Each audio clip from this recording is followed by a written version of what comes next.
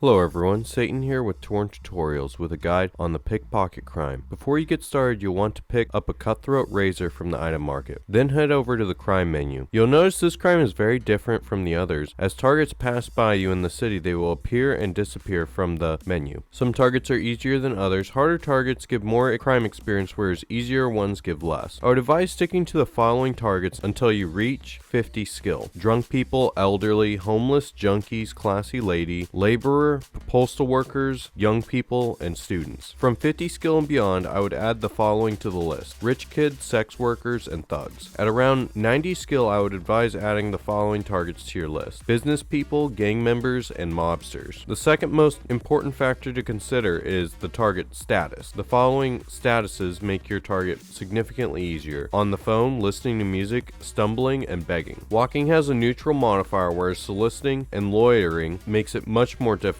Under all costs, avoid targets that are cycling or running, no matter what your level is. For this crime, you're going to want to reach 100 skill for the honor, and then shoot for reaching the honor for pickpocketing or running police officer. After that, you'll want to move to a different crime because this crime is not efficient at earning theft medals. Thank you all for watching. I hope this video has earned your subscription. I wish you the best of luck in Torn.